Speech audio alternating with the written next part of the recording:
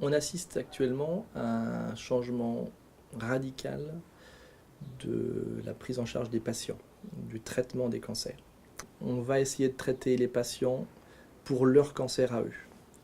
Pas le cancer du poumon, mais le cancer de monsieur X ou de madame Y. Pour l'instant, en termes de thérapie ciblée, on va dire qu'il y a 5-6 possibilités. Donc on est très très loin de couvrir toutes les altérations d'un cancer. Il y en a beaucoup plus. La vision, c'est le patient arrive dans le centre, au centre Lyon-Bérard, aux hospices civils de Lyon, va être pris en charge, on va prendre un petit bout de son cancer par une biopsie, et puis on va caractériser de façon extensive cette tumeur. On va voir quelles sont les mutations, est-ce que son immunité est fonctionnelle. En fonction de ça, on va dire, on a un catalogue de traitements possibles, qu'on appelle des thérapies ciblées. Et ces thérapies ciblées, il va y avoir le traitement A, le traitement B, le traitement Z, qui va à chaque fois être dirigé contre une protéine, un gène qui est altéré dans un cancer. Et c'est tout l'objectif de la Fondation, c'est de permettre de faire que dans 10 ans, on ait ce catalogue de 200 thérapies ciblées. Et donc pour ça, pour avoir ces 200 thérapies ciblées, il faut être capable d'avoir une recherche d'excellence. Donc c'est une des missions principales de la Fondation, c'est d'attirer en fait les meilleurs chercheurs sur le site de Lyon, de découvrir de nouvelles voies altérées dans les cancers. Une fois on les a découverts, de créer des candidats médicaments, ça c'est la plateforme C3D qui est là pour mettre en place des nouveaux composés. Et puis ensuite de tester ces composés d'abord chez l'animal avant de pouvoir le tester chez l'homme. Et ça c'est la plateforme des laboratoires des modèles tumoraux. Et puis de pouvoir les amener en clinique où on aura pu caractériser les mutations du patient. Et ça c'est la plateforme de bioinformatique. Donc ces 3 plateformes en fait sont là pour faire ce continuum de la recherche fondamentale jusqu'à la recherche clinique, jusqu'au traitement des patients. On a tous aujourd'hui des analyses, on peut analyser, on peut mieux caractériser la tumeur et on génère des milliers de résultats. Le défi, c'est de pouvoir structurer ces résultats, les analyser et pouvoir répondre à des questions qu'on se pose. C'est une expertise bien particulière.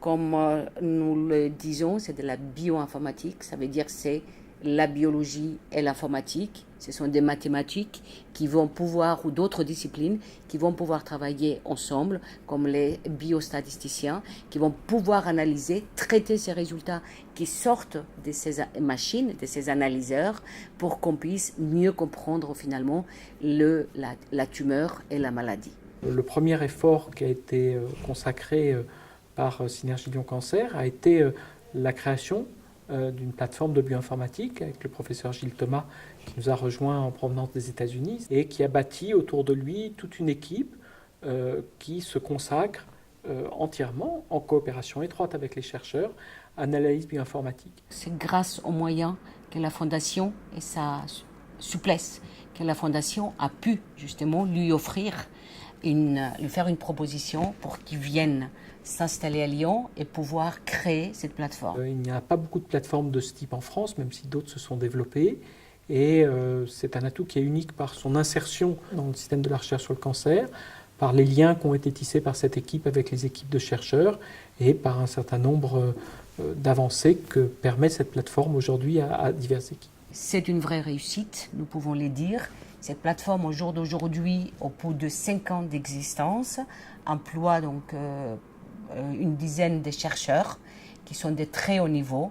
Et on a réussi à faire quelque chose, donc mettre les chercheurs et les cliniciens à travailler ensemble. Le deuxième outil dont Synergie Lyon Cancer a permis la création pour la communauté de chercheurs à Lyon, ça a été le laboratoire des modèles tumoraux qui vise à reproduire chez l'animal des tumeurs qui existent chez l'homme, qui nous permettent d'étudier comment une tumeur se comporte dans un organisme vivant, tout en respectant les règles éthiques habituelles d'expérimentation chez l'animal. C'est-à-dire que nous allons essayer de mimer au mieux la tumeur humaine pour mieux la comprendre et pour pouvoir tester les nouveaux médicaments et voir quelles sont leurs réponses. Et c'est naturellement très utile pour le ciblage thérapeutique, puisque ça va permettre de faire des preuves du concept que d'attaquer telle ou telle voie, telle ou telle cible chez l'animal s'avère utile, et ensuite de progresser avec l'idée d'un médicament qui pourra aller chez l'homme. Ça nous amène naturellement au troisième outil, qui est la plateforme dite de drug discovery, ou découverte de médicaments, qui là utilise d'autres techniques dites de criblage à haut débit pour, en fonction de découvertes de chercheurs sur des mécanismes clés, identifier quelles vont être les substances, les médicaments futurs qui vont bloquer ce système. Nous, au niveau des laboratoires de la recherche fondamentale, nous faisons des découvertes, mais on est très en amont pour qu'on puisse intéresser des partenaires industriels, des partenaires académiques ou autres, qui vont pouvoir finalement travailler, collaborer avec nous pour développer le médicament. Et ça, c'est pas aussi simple que ça peut apparaître comme ça.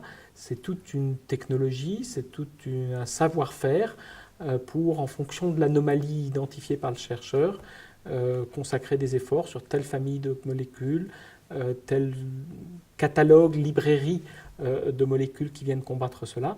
Et ça, c'est un autre outil original et qui permet, je dirais, finalement d'aller sur toute la chaîne des connaissances. Si on va de la bioinformatique qui nous aide à analyser les mécanismes qui sont anormaux dans les cellules cancéreuses, on va valider ça dans un modèle, on va le valider dans un modèle expérimental, on va essayer de trouver les médicaments ou les substances qui pourraient se comporter comme des médicaments futurs, le tester dans des modèles tumoraux et finalement arriver à développer de nouveaux médicaments pour le cancer.